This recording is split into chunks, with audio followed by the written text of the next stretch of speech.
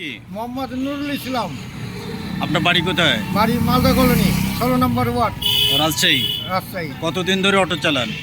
Auto চালাই 2 বছর টাকা, আর পায়ে রিক্সা চালিয়েছি 40 বছর। 40 বছর। 16 নম্বর ওয়ার্ড, থানা বলিয়া। তো পায়ে রিক্সা ভালো নাকি অটো ভালো? পায়ে রিক্সাই ভালো ছিল স্যার। কেন? পায়ে রিক্সায় কোনো ঝাই ঝামেলা ছিল না, কেন? কোনো অ্যাক্সিডেন্ট হয় না, নিরাপত্তায় চলেছি, খাটনিও খুব ভালো ছিলাম। আচ্ছা। এখন তো অটো রিক্সা চালিয়ে টেনশন, 450 টাকা জমা লাগে, চিন্তাতে মাথা ঘুরে। আর আগে পায়ে আগে পায়ে গাড়ি আপনার 10 টাকা, 15 টাকা, 20 টাকা গাড়ি জমা ছিল, কোনো সমস্যা ছিল না।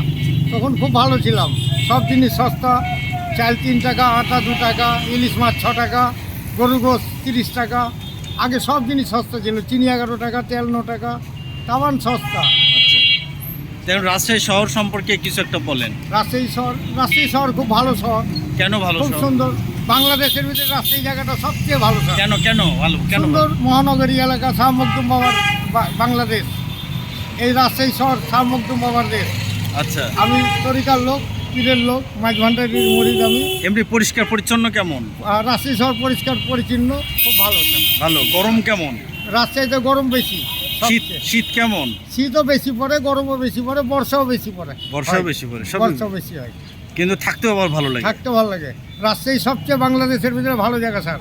আচ্ছা। বাংলাদেশ, আমি মনে করি গোটা বিশ্বর ভিতরে বাংলাদেশের যে ভালো জায়গা, আর বাংলাদেশের ভিতরে রাজশাহী জায়গা সবচেয়ে ভালো স্যার। আচ্ছা। রাজশাহীর মতো কোনো জায়গা নাই, এত সুন্দর জায়গা, কোনো বালা মুসিবত নাই, ঝাই ঝামেলা নাই। রাজশাহীর মানুষ খুব ভালো, খুব পরিষ্কার মনের মানুষ।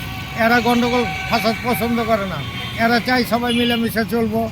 খুব ভালো রাজশাহীর মানুষ।